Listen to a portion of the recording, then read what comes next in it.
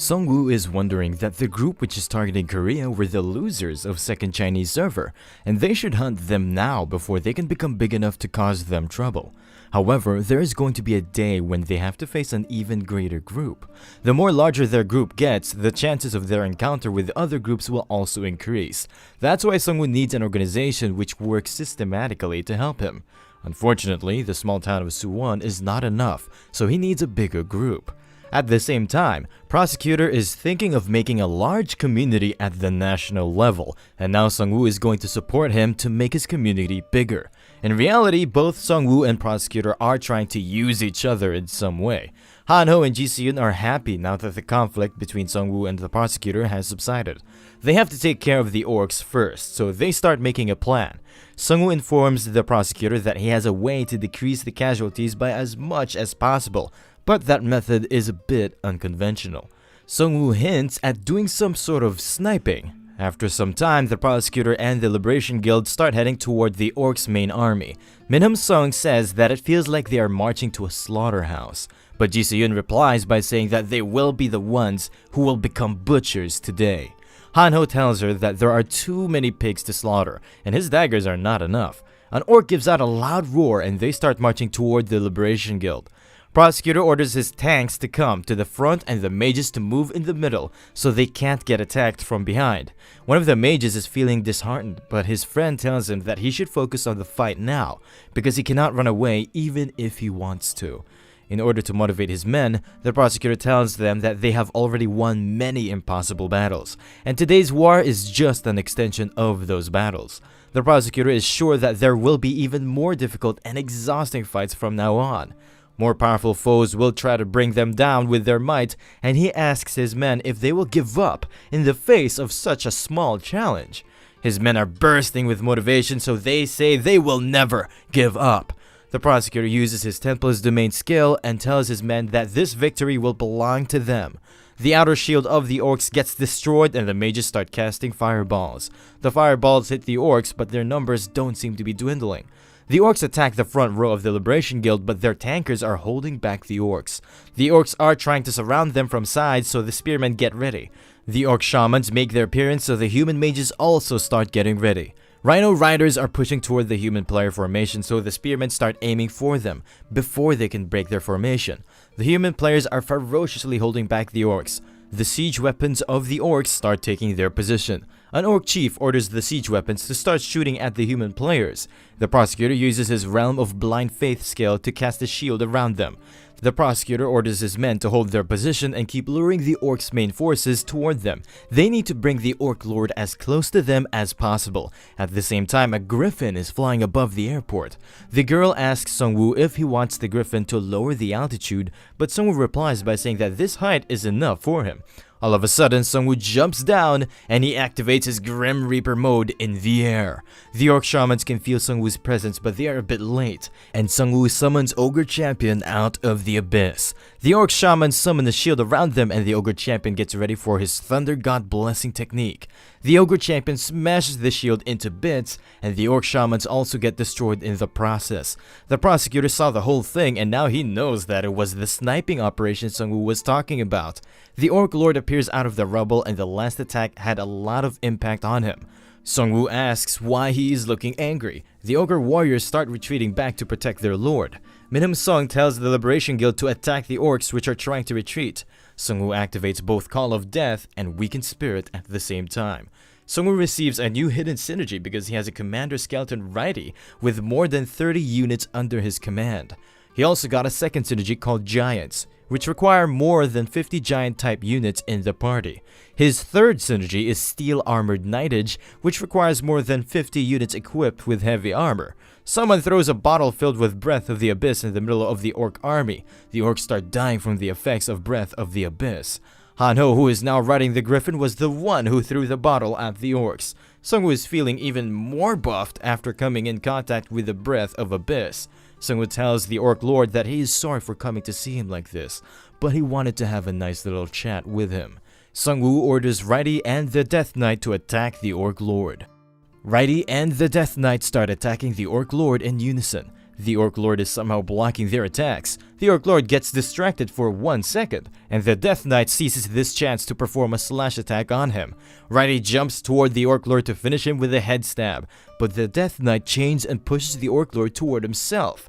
Death Knight slashes the Orc Lord into 2 pieces with the nameless sword. Sungwoo receives 900,000 gold for defeating the Orc Lord, and the time until the egg hatching has been reduced to 3,780 days. Reddy is pissed at the Death Knight for stealing his kill, but Death Knight tries to clarify that he killed the Orc Lord to reduce the hatching time of the dragon egg. After the death of their lord, the orcs have lost the will to fight. The orcs are hit with a plenty effect and they became weaker. The human players start butchering the red orcs. Minhum Sung, along with some other Liberation Guild members, ride on bikes to kill the orcs faster. The prosecutor becomes relieved because now they can hunt the orcs without worrying about casualties. All of a sudden, Minhum Sung receives an emergency alert on his mobile. It seems to be quite important, so Minhum rides toward the prosecutor to tell him the news. Minhum Sung informs the prosecutor that the Magic Drone scout team just reported that the Wyverns group is headed their way. Prosecutor becomes shocked and he inquires about the current location of Wyverns. Minhum Sung informs him that scout team who reported it is 3 kilometers away from their location, so the Wyverns must be arriving at their location pretty soon. The prosecutor thinks that maybe they were tricked by Wyverns. The Wyverns were waiting for their prey to leave the city, which had a lot of obstacles, and head toward the wasteland. Prosecutor orders all human players to retreat and take shelter inside the airport building. The human players are a bit confused as to why prosecutor is asking them to retreat. All of a sudden, a system message pops up which informs all of them that the field boss Wyvern Alpha male appeared near them. The human players are already too late as the Wyverns are upon them. The Wyverns start rampaging through the ranks of human players and eating them in the process. Sungwoo thinks that the Wyverns appeared at a bad time, and dealing with them can be a bit troublesome right now. Sungwoo orders his flying birds to carry the dead orcs toward the Wyverns. The Wyverns are busy in their rampage, and the birds approach near them carrying the bodies. Sungwoo asks the prosecutor to prepare the ballistas, and the prosecutor orders his men to prepare them. The Wyverns spot the flying birds. One of them bites a dead red orc and gulps it up without any second thoughts. Sungwoo uses corpse explosion to blast the red orc inside the mouth of the Wyvern. The prosecutor orders his men to shoot the Wyvern with ballistas. Sungwoo orders the Wandering Drake to finish off the Wyvern. Wandering Drake bites the Wyvern from behind, and after a bit of struggle, he manages to kill the Wyvern. Sungwoo receives 754,000 gold for finishing off a single Wyvern. All human players become happy after witnessing Sungwoo finishing off a Wyvern. Sungwoo always wanted to beat the Wyverns, and now he finally managed to achieve his goal. Sungwoo uses his skill to add the Wyvern into his horde. Sungwoo gets on the Wyvern and he orders Death Knight to do the same. They start flying high above the other Wyverns. The skies have finally opened up for Sungwoo and he can now travel freely and faster. Death Knight asks Sungwoo if they are going to hunt the Wyverns next. Sungwoo replies by saying that it's time for them to show the Wyverns how it feels like being hunted.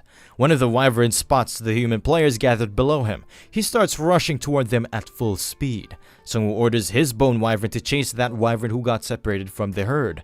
The Bone Wyvern bites one of its wing. Death Knight uses his Chains of Abyss skill to bind the Wyvern.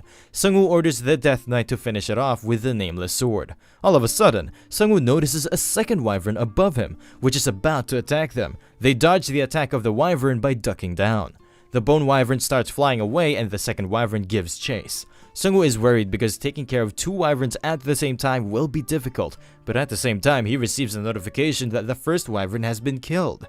Death Knight killed the first Wyvern by stabbing its head with the Nameless Sword, and now he is falling down. Sungwoo makes the first Wyvern into a Bone Wyvern with his skill. The second Wyvern is not giving up and he is about to bite them. Sungwoo summons Righty and he throws him toward the second Wyvern. As the Wyvern is about to gulp up Righty, he uses his spinal bones to dodge the attack. Righty then uses his Spiral Blade technique to cut the Wyvern.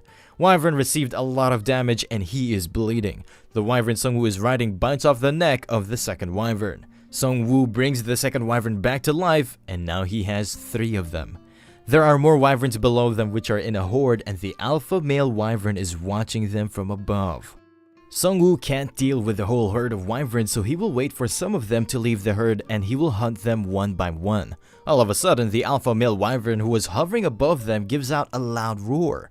All wyverns look up at the alpha male. The whole herd starts moving up in the sky, even ignoring Sungwoo, who is standing on their way.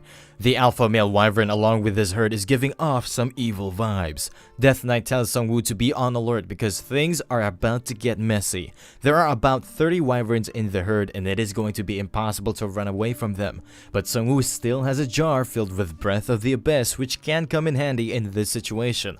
The wyverns start rushing towards Sungwoo in unison. Sungwoo quickly spreads the Breath of Abyss around him. The wyverns become alerted after watching a cloud formed with Breath of the Abyss, but they still charge through and they get hit with the effects of the Abyss. The wyverns back away from the smoke of Breath of the Abyss. The Death Knight informs Sungwoo that the Breath of Abyss works like a charm on them, but the alpha male wyvern is still holding his ground.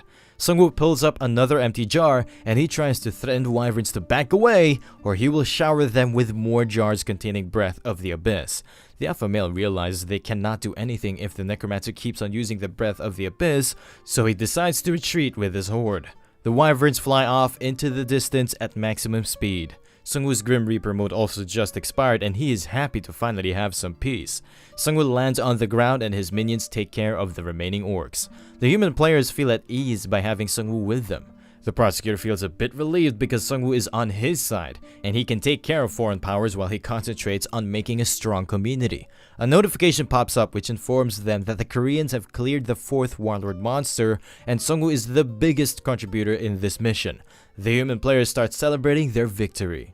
Sungwoo was the biggest contributor in this raid, but player Han Kang-sok is still on the first position in the Korean server. Sungwoo just leveled up to 18, so he chooses a +3 strength card as his level up reward. Sungwoo knows that information about him has spread too much due to the live streaming, and his enemies will target him in the future instead of his summons. That's why he chose a strength card to increase his strength. Sungwoo also got a legendary rank ring after killing the Orc Lord. This ring is called Blackened Pearl Ring. It increases curse-type magic damage by 10%. This ring also emits dark energy which can be harmful to players with no immunity. Sungwoo equips the ring and it will be quite useful for him when he uses Breath of the Abyss or other black magic. Sungwoo thinks that he could have gotten better loot if he had allowed the Orc Lord to cast the black magic, just like the legendary item he got from Orc Shaman in the college gym. But stopping the magic was more important or more people would have lost their lives. During night, they make an assessment that only 492 people survived the last battle. That's only a third of players they started the battle with, and the players are a bit concerned. The prosecutor comes up and he informs them that they have lost a lot of good men, but the ones who survived have become stronger. He further informs them that events like this will continue to occur, so they must use this incident as a reason to get stronger. Sungwoo thinks that the words of the prosecutor are a bit tough, but everything he says is true. Jiseon reached level 15 while Hanho is a bit slow, so he made it up to level 12. Hanho is on the 27th rank while Jiseon is on the 7th rank in the Korean server. Hanho takes a mic and he starts complaining to the system for only awarding 4 or 5 star players with Awakening, while the players with low stars are treated like extras. Sungwoo informs him that he had 2 chances to pick a class, and it's his fault that he chose low star classes both times. At the same time, some Liberation Guild members who were exploring the Gimpo International Airport come out. One of the players informs them that they found a store inside the airport building, but when they tried to get inside, they got a system message telling them that the store cannot be approached. Sungwoo becomes happy as he thinks this store must be only for special players like him. The other players with high star classes also become happy after hearing it. The prosecutor tells all of the leaders to head inside and give it a try. The player guides the leaders in the room with the store. There is something different about this store, and even its logo is marked with "cannot be used" symbol. Ansa-gu and Gang-Young Lee try to approach the outer wall of the store, but the entrance of the store is still locked, and a message pops up which informs them that they need a secret store coupon to enter. Sungwoo heads up near the store wall. He puts his hand on the wall and a notification pops up which asks him if he wants to use the secret store coupon. This is the secret coupon Sungwoo got after his first awakening, and it was only limited to 50 people around the world. And it looks like the prosecutor got awakened pretty late, so maybe that's why he didn't get any secret coupon. The other leaders are a bit pissed because Sungwoo is the one who always gets special treatment by the system. Sungwoo heads inside the room and there's a chair with a screen in front of it. The system asks Sungwoo to sit down and Sungwoo sits on the chair. A system message pops up which informs him that 5 carefully selected items will be sequentially revealed to him. He needs to speak up if there is an item he wishes to purchase. Sungwoo will have 10 seconds to make his decision, and an item which already passed through cannot be purchased. Sungwoo tells the system store that he is ready. A bright light appears on the screen and the system message informs him that it's going to reveal the first item. The first item is a consumable blueprint, and it looks like a mech unit. This special rank item is called Golem Design Blueprint. The player can learn golem production skill after using this item. The owner of this skill can make large-sized golems using the materials around him, and it requires 1 million gold to acquire this blueprint. A 10-second system timer starts and Sungwoo starts flaring up after hearing he can make big golem mech units like Gundam with his skill. Sungwoo has a total of 10,500,000 gold, so he buys the golem blueprint item without any second thoughts. The second item is a set of Cure All elixirs. All status ailments can be cured after using it and it requires 2 million gold to purchase it. This item was also included in the reward choice during the hidden stage, but he had no idea that it was so expensive back then. Sungwoo passes on this item because he is a Necromancer and he has immunity to most effects. The third item is a skill rank increasing medicine pill. The rank of one of the skills can be increased by 1 after using it, and it costs 3 million gold. Sungwoo ignores this item as well, and he realized that the cost of each item is increasing by 1 million gold. The fourth item is a legendary rank Shadow King's bracelet. It increases different stats of its wearer by 3, and the user can teleport to a shadow within a radius of 100 meters. It has a 10-minute cooldown and it costs 4 million gold. Sungwoo buys the Shadow King's bracelet without any second thought. The synergy effect of this bracelet is quite good, and he needs it to complete the Shadow's King Heir quest. A notification pops up which tells him that he needs 1 more Shadow King relic to complete the quest. The screen starts revealing the 5th item and Sungwoo is quite excited to see it. A special rank consumable scroll appears. This item is called Resurrection Scroll, and its user can be resurrected at the designated location after death. This scroll requires 5 million gold. Resurrection is an exclusive feature for the Necromancer class. This same feature allowed him to deal with the Wandering Drake and finish his first awakening quest. Resurrection cooldown can take up to 31 days, but it is still an overpowered skill. There are 3 drawbacks of this skill. First, the cooldown of this skill is too long. Sungwoo has already used the skill and he's still waiting for the countdown to be over, and if he dies in that time, it will be over for him. Second drawback is that the situation can't be changed even after being resurrected, and the enemy who killed him once must be overpowered enough to kill him twice. Third drawback is that it's a skill Sungwoo can only use on himself, and if Hanho or Ji Se-yoon die, he can't do anything. Besides the fact that they are both his close friends, they are the only 2 people he can completely trust. They need to get strong and take risks. The Resurrection Scroll will be a huge advantage to them. So Sungwoo buys it before the timer can run out. Sungwoo bought everything he needed and the store starts sending him back. After the war with the orcs ended, the prosecutor established Capital's City Player Union. The Liberation Guild and the players from Sungwoo's town kept grinding levels. At the same time, Sungwoo and his party are enjoying their vacation. Sungwoo is gathering information because the fights they are going to have in the future will be more difficult. The Griffin Rider approaches them and she informs them that the pirates have already appeared. Ji Se-yoon signs as their short break is already over. Sungwoo informs Prosecutor about it and he asks Sungwoo how he is going to deal with the pirates. Sungwoo informs him that it will be best to take care of them in the ocean before they can make their landing. Hanho says that the pirates would not have invaded them for the second time if they had a working brain. Ji Se-yoon says that they must be careful because the pirates will try to approach them differently because they already know about Sungwoo. If those pirates are aiming for Korea, then they must have gathered as much information as they can from live streams or by kidnapping other players. Ji Se-yoon asks Sungwoo if he has already thought about how he is going to deal with the pirates. Sungwoo has not thought of a plan yet, but he still says he has a plan. These pirates are a group of plunderers who were chased out of the Chinese mainland. They called themselves Lord General of Heaven, Lord General of Earth, and Lord General of People. Hanho tells them that he has already heard these names in Chinese games, and they refer to the Yellow Turban Rebellion. After investigating the underlings of the pirates, Sung Woo found out that they were all brainwashed, and they acted like fanatics toward their boss. Ji Si-yun tells them that the Yellow Turban Rebellion was also a historical event where the leader led fanatics to take over the world, and this situation seems familiar. Sung-woo heard some pirates talking about a poisonous centipede wine, which probably is the catalyst used for the brainwashing. The prosecutor says that their leader seems dangerous, and he must be dealt with first. If they somehow lose him, he can come back with more soldiers using his brainwashing skills. Sung-woo says that they should start heading towards Kyeodong Island first, and this time, Ji Si-yun and Hanho will be tagging along with him.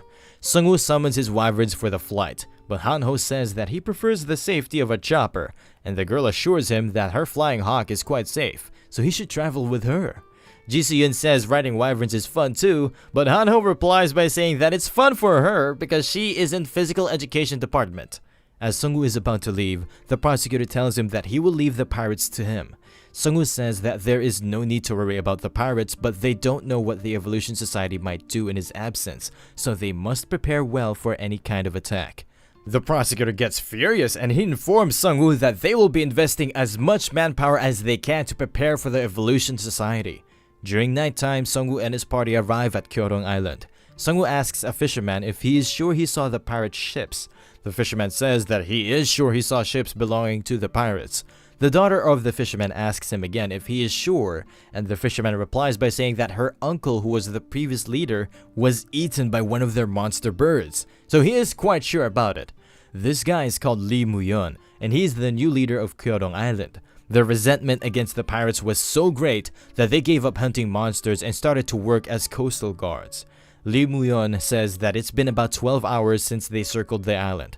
Then they went over to the shore of Ganghwa Island. Sung-woo says that this makes it clear that the pirates have not given up on the Korean peninsula. Ji Si-yun says that they cannot rule out the possibility that they will land in other locations. Plus, they can land on the southern part of the peninsula and then move up. Hanho says that this can be better for them because warlord monsters still exist in other areas except for the capital city. The players have already evacuated upward, and the pirates will be cleaning up the monsters for them. Sung-woo says they are wrong, and the pirates will come straight this way. The idea of taking over another server isn't something you can accomplish with the usual confidence or momentum. The leader of those pirates only has his eyes on taking over the capital city, which is the core of their server. Sung-woo asks Lee Mu-yeon if they are thinking of staying on the island, even with the pirates coming back. Lee Mu-yeon says that they have suffered once due to those pirates, but they will not suffer again, and this time they are going to pay back the pirates. Ji Si-yun says that they should get ready in that case. Sung-woo thinks that they must prepare thoroughly because the advanced fleet of pirates was wiped out, and this time maybe the main fleet will arrive. Sung-woo's party has a lot of gold, so they ask Lee Mu-yeon about the location of a store or a blacksmith shop because they want to buy some equipment. Lee Mu-yeon tells him that there is a smithy in downtown where they can strengthen their equipment. At the same time, a fisherman runs toward Lee Mu-yeon. The fisherman informs them that the pirates have already swarmed together. They are gathering on an island across the sea, where they are preparing to attack them. Lee Mu-yeon informs Sung-woo that it happened too fast and they are not ready yet. Sung-woo is thinking that the pirates are acting weird and they should have landed somewhere inland instead of a separate island. Sung-woo thinks that maybe the pirates haven't learned anything about him yet, or they are looking down on him. During nighttime, a ship is moving through the ocean. A player with a mic says that he will now inform all of them what they are about to do. The player says that they belong to the Lord General of Earth's fleet. They are currently in the middle of the ocean right now. He tells the men to be on guard because the ocean is filled with terrible monsters. After crossing this hellish ocean, they will be landing on the Korean peninsula in order to occupy that land. The people from the Chinese second server are calling them cowards because they ran away from there without a proper fight. But once they return to the Chinese server after conquering Korea, they will take care of all of them. The player with the mic says that the wish of their Lord of Heaven will be fulfilled in Korea.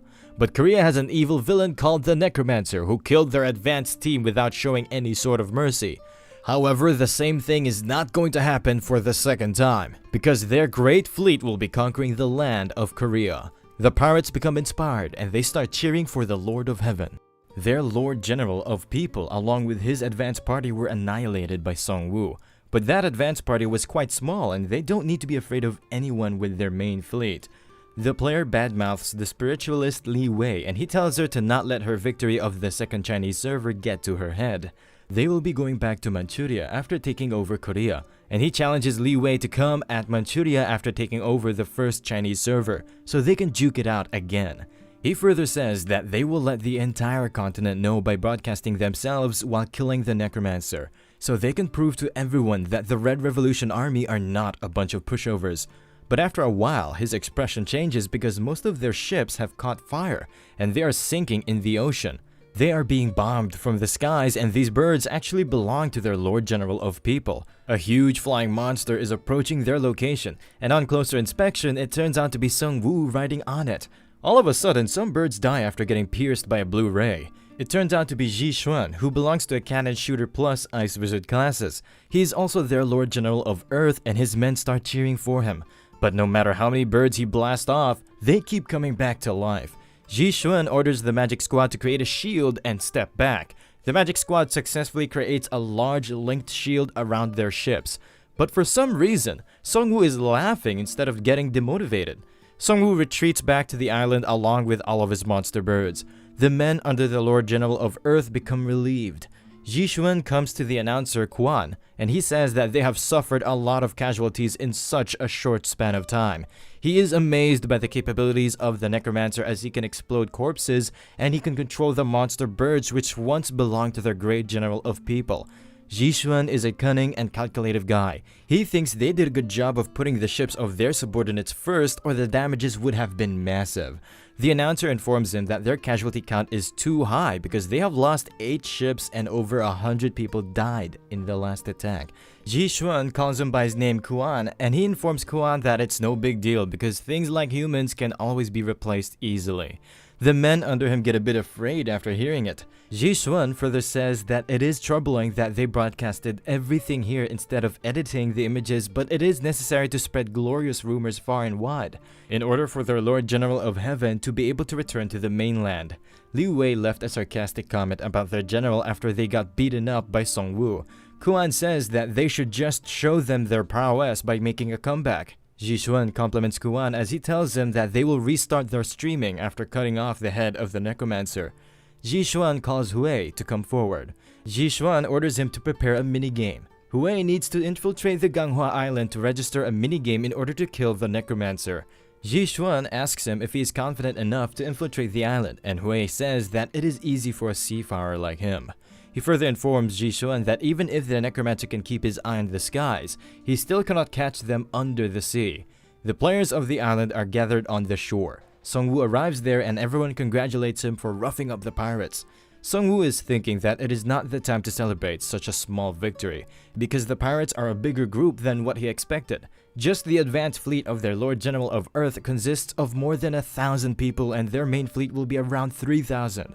While there are only 800 people on his side who came to help them after the war with the orcs ended.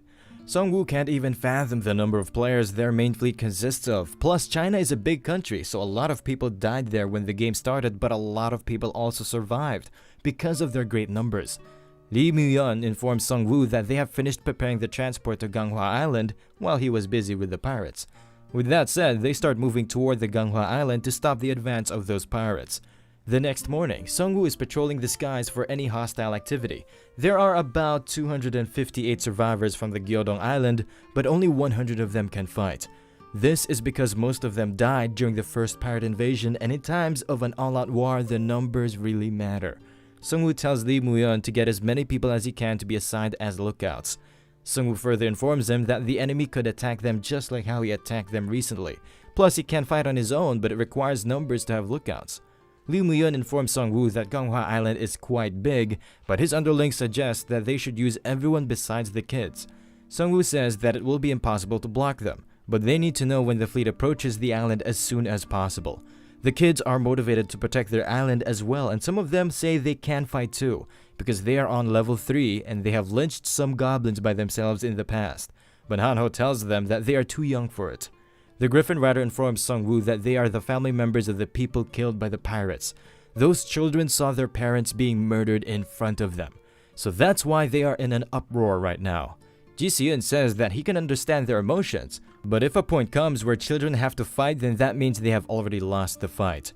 Sung-woo inquires about the location of the blacksmith shops from the Griffin Rider. Sung-woo summons his orc skeleton carrying items from the abyss as he needs to get ready for the upcoming invasion. After some time, the squad of Hue arrives on the shore of Ganghwa Island. They are relieved after finally arriving safely at their destination. Hue orders everyone to gather up as they will be entering the forest after wearing their camouflage cloaks. After wearing the cloaks, they start heading toward the forest. Sometime later, they arrive at the location where they need to install something. One of his men asks him if they are really going to use that item in here, because it seems like a waste to him. Hue informs them that other islands of the mainland used items 2 ranks higher than this one. Their enemies had larger numbers, but they were crushed after losing to this game. This item is a special mid-rank minigame generator. After planting this flag, the area will be designated as a minigame area, causing a total of 3 plots to be formed as occupied territories.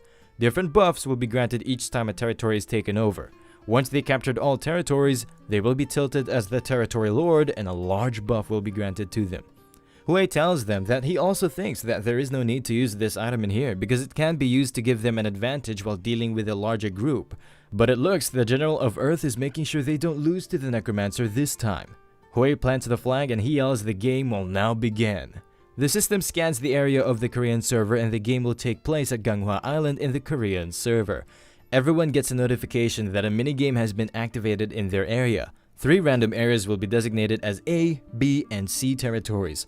A large buff will be granted to the one who controls all territories, plus the event will be destroyed within 15 minutes. Sung-woo and his party becomes shocked after hearing about the details of this event. Lee Mu-yeon calls the walkie-talkie of the Griffin Rider to inform Sung-woo that they have spotted pirate ship. He further states that it's a container ship and they are quickly approaching the south side of the island. Sung-woo is thinking that something is fishy because the pirates are approaching them as soon as the minigame started, like they were just waiting for this moment. The Griffin Rider receives another report from the lookout that some pirate ships are preparing to land in the west side of the island. Now Sohan is completely sure that this was all pre-planned by the pirates. Suddenly, they receive a system message that Territory C is being designated near them. The teammates of Sung-woo are a bit confused as to what they should do in this situation. Sung-woo is not sure what is going on, but he tells them that the key to winning this is to control all 3 territories. That's why the pirates are trying to push through with their numbers. Ji Se-eun asks Sohan as to what they should do, and Sohan says that he needs some time to gather his thoughts because he is not that much good at games. Han-ho starts laughing as he tells them that they don't need to worry about anything. They can simply win this game with the help of a pro gamer like him. We are given a little bit of an overview of the feats of Han-ho. People say that he picked the 1-star cards because they had girl figures on them. They also believe that he was the worst character because of his wrong choices during the early part of the game. Sung-woo is skeptical about his ability. After taking into account the recent decisions of Han-ho, he seems like a noob. Han-ho shouts at Sung-woo and he says how can a guy who has never spent a night at the internet cafe because he had no friends judge him. These words hit Sung-woo at heart and the others try to cheer him up. Han-ho explains that he was bad at cards and gacha games. That's why he made poor choices at the start, but he is quite good at games like these. Sung-woo knows that the attendance of Han-ho at the college campus was lower than his attendance at the internet cafe, so he asks him what they can do in order to win this game. After some time, Sung-woo and Ji Se-eun are flying through the island with their wyverns. They spot B territory flag, which is the midpoint between the other 2 occupied territories of Ganghwa Island. Han-ho is the one who told them that they have better mobility than the pirates because of wyverns, so they should start by taking over the closest base. Normally, in a game, there would be monsters around the base, but they don't see any monsters around the B territory. A system notification pops up which says they have started capturing a territory and it cannot be paused in the middle. Another notification pops up which tells them that 100 seconds are left until the territory becomes captured. All summon units will be unable to move and they can't attack anyone during this time. Han-ho even predicted that they will need to capture the flag by either solving a puzzle or through holding the point for a certain period of time.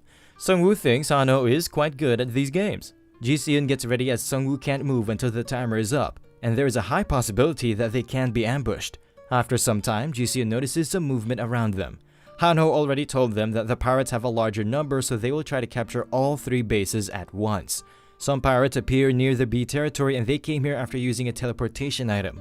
71 seconds are left until the territory is captured. The pirates start rushing toward both of them after spotting as they know if the timer is up, they cannot hold their ground against Sungwoo. Ji-seon gets ready to take them all on by herself. Ji-seon rushes toward them as she needs to hold them back for as long as possible.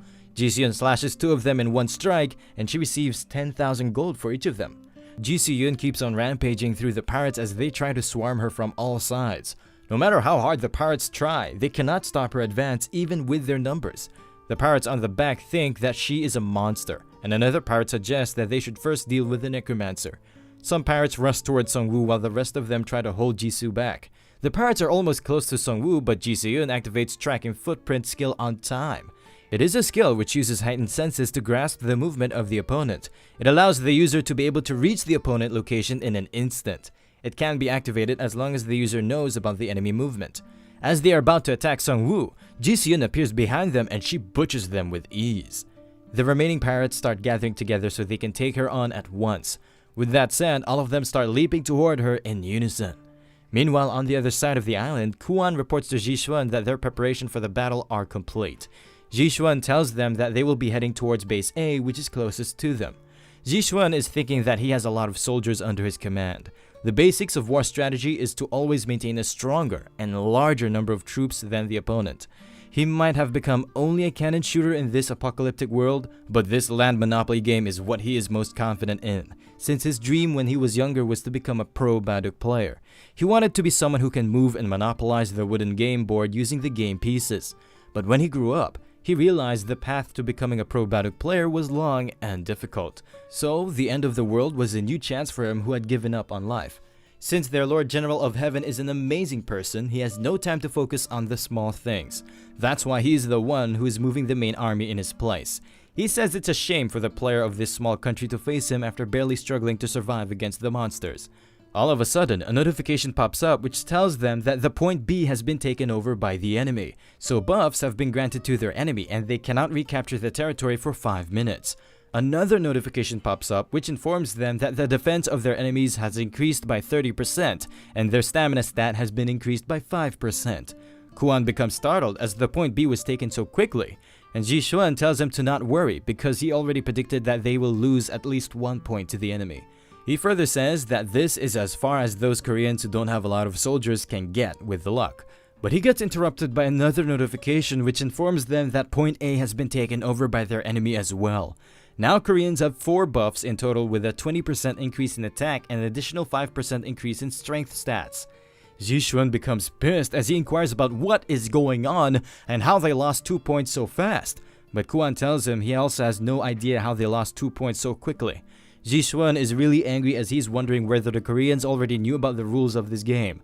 But there is no way it is possible because that item was a reward they got after completing a special quest.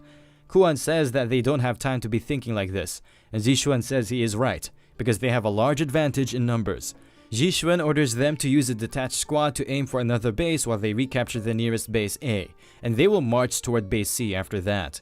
Without wasting any time, all of them start rushing toward base A. Kwon orders everyone to stop as they spot something unusual. There are a lot of monsters' dead bodies piled upon each other on their way. Ji-seon knows these bodies can explode as they can be a trap set up by the Necromancer. Ji-seon orders his men to not take any risks and move around the dead bodies. But they come to a stop after witnessing more dead bodies on other paths as well. Ji-seon is bursting with anger as things are getting out of hand. He orders the mages to burn the dead bodies with their fire magic. Explosions starts bursting throughout the jungles on Ganghwa Island as the pirates are trying to move aggressively toward their target. The Griffin Rider is worried because the pirates will start heading toward them once the dead bodies are destroyed. And Hanho tells her to not worry because he already expected this to happen. Hanho used those dead bodies like an observational tower. Even without a magic drone, they will know the location of the pirates throughout the exploding sounds. It's an obvious trick, but it will work as the pirates have no choice but to destroy the dead bodies because they have fear of corpse explosion. And in the process of doing so, they will waste a lot of mana. If things don't work while piling up the monster corpses, then they can just give up the base and run away. The Griffin Rider says that they will not be able to win the game if they lose all bases. And Hanho signs after saying that she's a noob, that's why she can't understand these things. Hanho is sparkling with confidence and he says this kind of game is played not to win, but to piss off the opponents. He points toward the jungle and he says that they have a lot of soldiers anyway. Even if they lose 1 or 2 bases, they just need to keep the balance without having any losses on their side. He further elaborates that the rest will depend on Han-Ho and Ji Soo-yun, who are their main strength in this fight, while he is the brain. After a lot of struggle, they barely manage to arrive at the base A. They see Han-Ho standing near the point A, and one of them informs others that he is the party member of the Necromancer. Han-Ho congratulates all of them for the hard work they did in order to get there. He then starts mocking them by saying that they wasted their resources in burning all of those monster dead bodies, as they didn't knew that Sung-woo was not even here in the first place. Han-Ho is trying to mentally break them down with his words, as the more emotional they get, the more worse it will be for them. Ji Soo-yun screams at Han-Ho as to how dare he try to compare with his intelligence, and he calls Han-Ho a midget.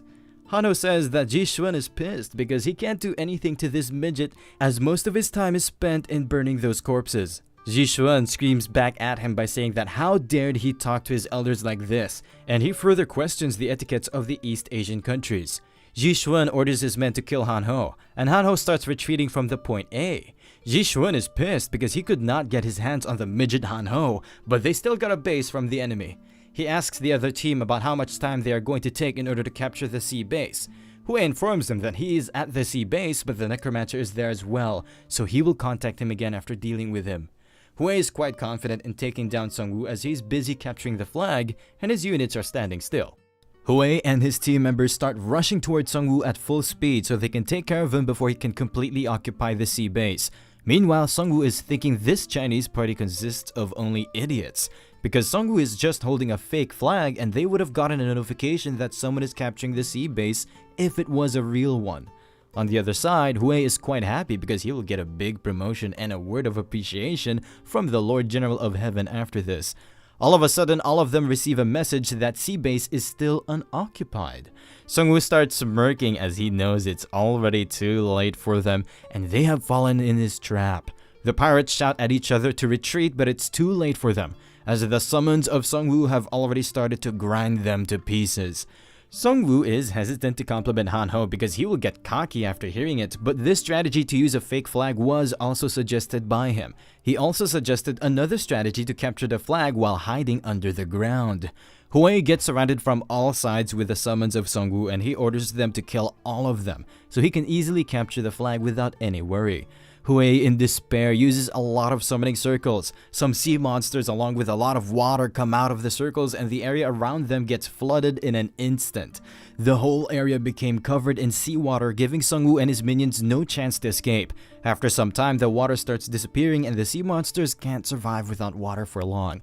Hue and his team members survived the flood by using masks to breathe under the water, and they are thinking that they got the Necromancer for good this time. Hue says that it will take some time for the sea creatures to completely die out, but they should have destroyed the minions and the Necromancer in this time. Hue and his team members have a rank 2 synergy called the Marine Boys.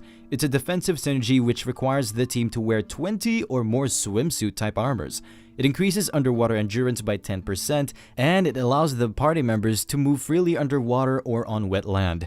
Hue orders his men to find the dead body of Necromancer, and if he is alive, then he must be barely hanging on to his life, and they can finish him off with ease. Sung-woo is flying right above them, and he tells them that they have no need to find him. The seafarers become alerted as they were not expecting this outcome. Sung-woo made it out safely because of instant teleportation skill of his Shadow King's bracelet, and his wyvern was on standby near them. This bracelet is a legendary item, and it increases strength, stamina, and dexterity by 3 points. It can teleport the user to a nearby shadow within a radius of 100 meters after infusing it with magic. Hue orders his men to attack Sung-woo as most of his minions are already dead, and the Necromancer without his minions is quite useless. Plus, they can move freely on this wet ground. They start throwing javelins at Sung-woo and his wyvern. Sung-woo is getting pumped up and he creates a lot of bone spears. He throws the bone spears at the monster fishes down below. After killing them, Sung-woo turns them all into his minions. Sung-woo is thinking that these skeleton fishes are the best monsters on wetland, and they cannot die due to less water because they only consist of bones. The fishes start gulping the seafarers, and Hue tells Sung-woo to face them by himself like a man. Hue spots a magic drone of Kuan flying over Sung-woo. Hue contacts Ji Soo-yun to request backup. Ji Soo-yun tells him that it's a shame because his team's contribution to their cause was great after they were pushed out of the mainland. Jishuan further says that they will create a new team after this to replace Hui, and he says that his final moments will be of great help to them for analyzing the power of the Necromancer. Hui keeps begging for help, but Jishuan is a lunatic and he cuts off their connection. Jishuan was able to learn more about the Necromancer in detail through this encounter. The death of his subordinates is a big loss, but he still benefited from this by learning that the Necromancer can refill his ranks very easily. They will hold off on overtaking Base C where Necromancer is right now. In the meantime, they will prepare a thorough defense line at Base A, then attack Base C after passing through Base B, plus a part of their army is already attacking Base B. They don't need to worry about the corpse explosion as Necromancer is at Base C, and they will take care of Midget Han Ho and the Korean players who are occupying Base B. Jishuan contacts the team assigned on capturing the Base B for the report. The team leader informs Jishuan that there are monsters in Base B and he's looking quite terrified. The two monsters he's referring to turns out to be Han Ho and Ji Soo-yun, who are rampaging through their ranks. He makes his last report to the Lord General of Earth as Han Ho of the North Star approaches him. Jishuan gets angry after suffering another loss and he flips the table with the laptop. Jishuan still can't believe he just lost another major battle as he thinks his strategy was foolproof. Kuan is quite worried and he asks him what is going to happen to them, and Jishuan orders all soldiers to retreat so they can reorganize their plan. Meanwhile, on the other side, Ji Soo-yun and Han Ho just finish off the last pirate on Base B. The Griffin Rider and the Islanders are quite happy as both of them have finished a whole squadron of pirates by themselves without suffering any casualty. The Griffin Rider says that Han Ho is quite strong, unlike the rumors which say that he uses the Necromancer to climb the ranks, and Han Ho becomes more cocky as his pride pierces through the roof after hearing it. Han Ho asks her about who is spreading these rumors that he is carried by the Necromancer, and the Griffin Rider says she has no idea about it. Ji Soo-yun asks Han Ho about what they should do next, or they should just use the same strategy again and again to lower the numbers of pirates.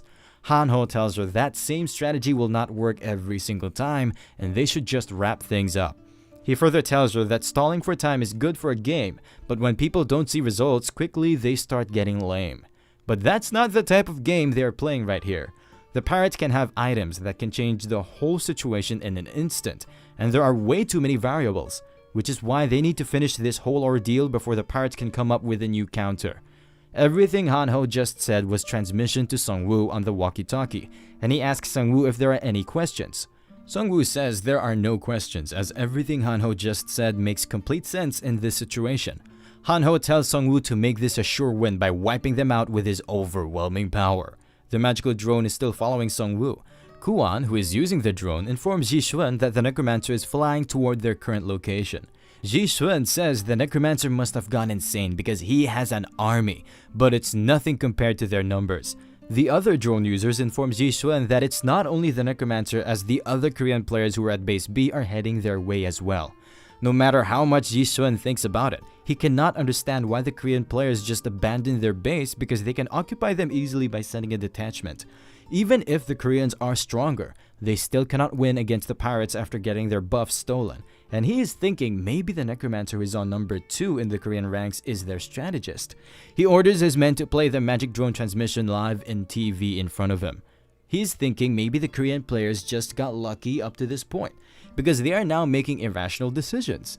He sent some men to capture a base, but there are still some skeletons protecting that base. His men reports back that they are being attacked by giant skeletons and they are being overpowered by them. Jishuan is thinking that the summoned creatures will disappear, or they won't be able to move once their distance from their summoner increases, and he's thinking to wait a little bit more, so the distance between the Necromancer and his minions can increase. Plus, they have a lot more teleport scrolls left, and he keeps on teleporting more men to Base C after some time. The pirates become alerted after watching something. It turns out to be a big mech unit, and the pirate complained that the Necromancer is cheating in a fantasy setting. Sung-woo named this unit the legendary hero Necrogen. The pirates never heard about anything like that before, and an otaku pirate tells them that they are up against a legendary hero, which makes them the evil group. One of the pirates informs other that this one is not a gold mech unit. It looks similar in appearance, but it's made from mud. They start attacking it after saying that it's not a legendary hero. Golems can move on its own and follow the order it had previously received despite being far from its creator. The pirates are quite happy because the golem is breaking down quite easily, but all of a sudden, a pirate gets caught by it and yell out that the golem is healing. The pirate yells out that the legendary hero has caught a hostage. The mech unit talks and it tells them that there is no need for this machine with overwhelming specs to hold inferior organisms hostage. He informs them that his mission is to protect Base C, and for the sake of his mission, he must get rid of all inferior organisms. Necro again shoots out a big energy wave using a lot of mana, which blasts away most of the pirates. The only flaw of this mech unit is that it needs a lot of mana. But Sungwoo can never run out of mana in the battlefield, so he is almost unstoppable. Sungwoo has his legendary Chaos Crystal, which gives the bearer Chaos attribute, causing their mana to increase by 500, and it restores mana by 250%. It steals mana and health while attacking by 3%, making this item the best fit for a mage-type player. Jishun, who is watching all of it through the magical drone, can't believe that his troops are getting slapped quite hard by the Necromancer. Jishun is thinking that all of the information that they have gathered isn't right at all. He is thinking that maybe someone spread false information about him all over Korea to make him look like weak. He promised his Lord General of Heaven that he will be victorious in here, but everything is gone wrong. The giants are ripping through the ranks of pirates, and the pirate unit leader orders his men to prepare ice magic. The ice mages freezes their limbs with their ice spells. Death Knight and Righty jump over their location as it's time for them to get their hands dirty. After landing, they start ripping the pirates to shreds. Jishun orders his men to target the Necromancer because all of his minions will die automatically after his death. The pirates are wearing the same uniform for a reason, as it gives them a defensive synergy which increases all of their stats by 2. The pirates are thinking that with all of their stat bonuses they will be able to get rid of the Necromancer. Some of them spot the Necromancer and they tell their fellow members to attack him in unison.